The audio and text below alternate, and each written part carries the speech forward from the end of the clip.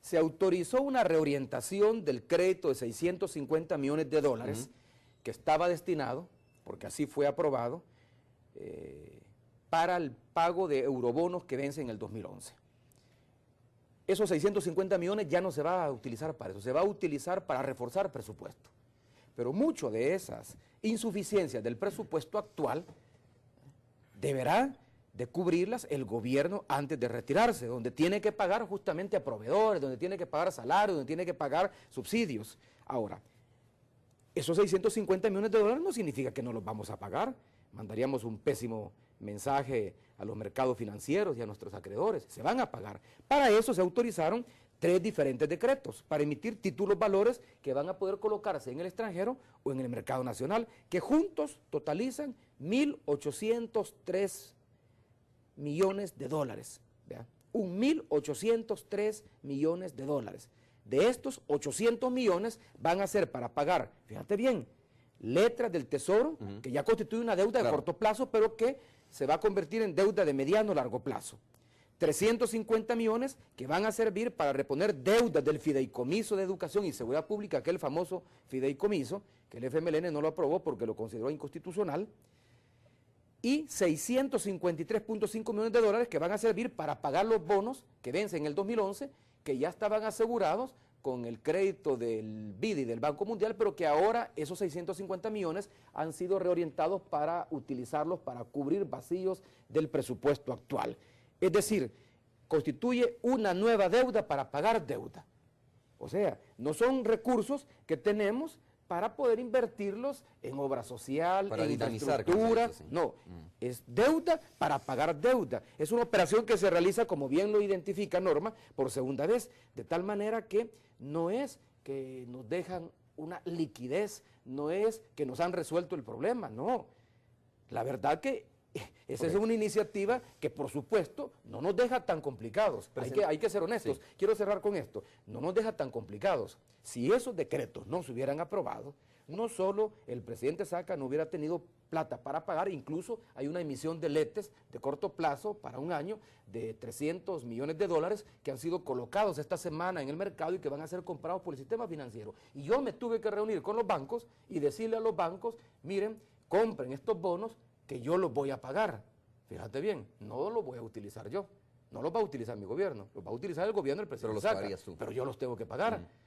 Y así es, pues, así es, pero entonces quiero que esto quede claro a la población de que no es que nos han resuelto el problema, no, vamos a heredar una situación muy difícil, una economía en recesión, un agujero fiscal que ronda los 1.200 millones de dólares, que ha elevado el déficit a 5,4% del PIB, no 2,8% en el momento, a principios de año, cuando se negoció el fondo precautorio con el Fondo Monetario Internacional, se han caído las remesas, hay familias que reciben remesas y hoy no las están recibiendo, se han caído los ingresos tributarios y se seguirán cayendo como resultado de el decrecimiento de la actividad económica, porque al haber menos actividad económica hay menos posibilidad de captar ingresos. Frente a eso, tenemos que llevar a cabo un programa de impacto que es el que voy a anunciar en mi discurso el 1 de junio. Presidente, frente a eso, entiendo yo que además de proporcionarle la información que requirió su equipo económico al Ministerio de Hacienda, el Ministerio de Hacienda adicionó, ¿no?, una serie de medidas que se las voy a leer a ver si es cierto esto, pero algunos medios de comunicación lo recogieron como las recomendaciones del presidente Saca al presidente Funes. Decía que en este contenido, en este documento que algún medio de comunicación le llamó folleto de 15 páginas, se recoge los recortes que se deberían de hacer, ¿no? En el gasto, por ejemplo, recortar el presupuesto, dice la Corte Suprema de Justicia, en 19.5 millones de dólares. Habla también de recortar en 22.75 millones de dólares el gasto de las alcaldías de los fondos del gobierno central, conocidos como FODES para el desarrollo social. Habla también de focalizar el subsidio al gas licuado, elevar el precio a $8. Habla también de eliminar el incentivo del 6% a las exportaciones. Se supone que estas son las medidas que el presidente Saca estaba considerando, pero que no tuvo, digamos, o las condiciones, o no quiso echarse, como se dice en buen salvadoreño, el trompo a la uña, ¿no? Pero después de eso habla también incluso de eliminar las plazas no ocupadas ficticias que están en el presupuesto de este año, dice, y congelar los escalafones mientras dure la crisis. Eliminar el incentivo del 6% a las exportaciones, entre otros. Pero además sugiere una lista de nuevos impuestos, dice.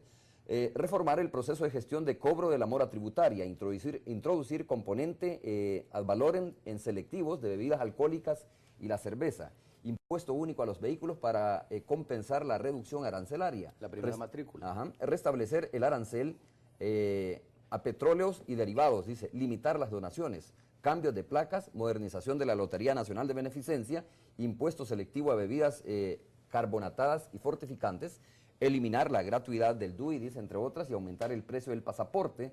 Son algunas de las medidas que sugieren, ¿no? Introducir régimen simplificado de pago definitivo, acelerar la introducción de impuesto predial, entre otras medidas. Presidente, esto es un documento que aparentemente emanó del Ministerio de Hacienda, en donde se habla de esta serie de recortes y de impuestos que se sugieren, ¿no? Que el presidente Saca, dice, este documento los mantuvo en la gaveta y que no pudo o no los puso o no los implementó, en todo caso. Qué buena gente, ¿verdad? Recomiendan medidas que habría que preguntar que incluso por qué no se implementaron. Sí. A mí me llama la atención que me estén recomendando medidas que se pudieron haber implementado. Ahí hay una que no está recomendada, que yo sí la voy a implementar, que es el pacto fiscal, que no significa más impuestos o incremento de tasas impositivas. Significa una consulta, un esfuerzo de concertación con los diferentes sectores del país para sacar en claro cuáles son los ingresos que necesitamos de acuerdo a las necesidades que debemos de satisfacer.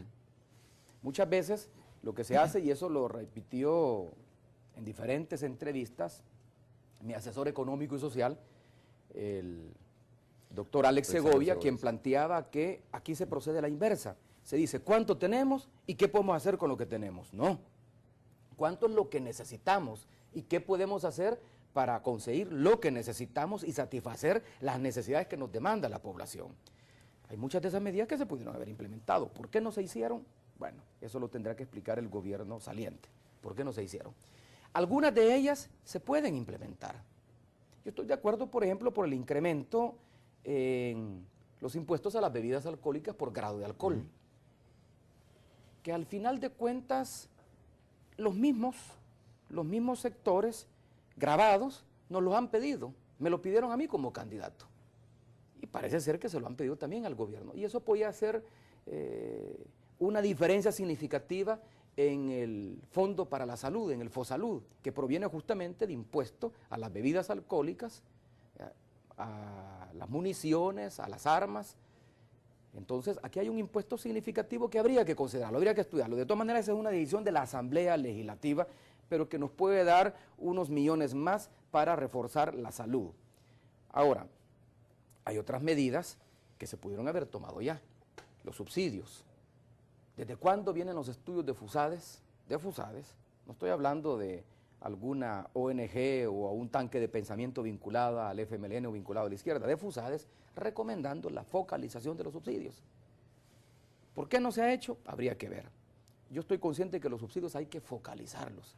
Ahora, lo que no podemos es tomar medidas que al final hagan caer el peso de la crisis a los que histórica y tradicionalmente son los que se han ajustado el cinturón. Ahora, presidente, ¿cómo ve el hecho de que el Ministerio de Hacienda, por un lado, hace esta serie de recomendaciones de recorte al gasto, pero también nuevos impuestos, y ayer mismo el presidente de la República, en el discurso de Informe a la Nación, casi lo dijo claramente, ¿no? O pidió que no se incrementaran los impuestos para no perjudicar al sector privado del país? Me imagino que se estaba refiriendo al impuesto a la renta, al impuesto al valor agregado, qué sé yo.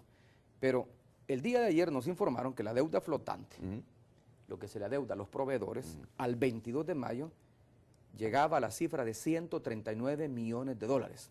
12 millones más que la cifra que nos había proporcionado el gobierno la semana pasada, que era de 127 millones de dólares.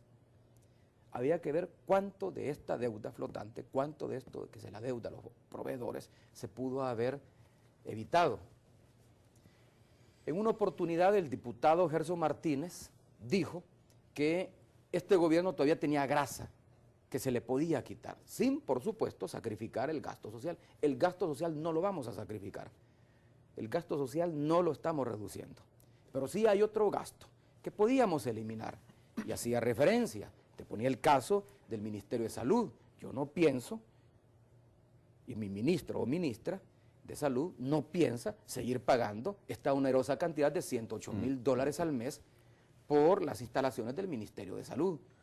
Lo mismo, yo no pienso autorizar la compra de nuevos vehículos, como ha sido frecuente acá.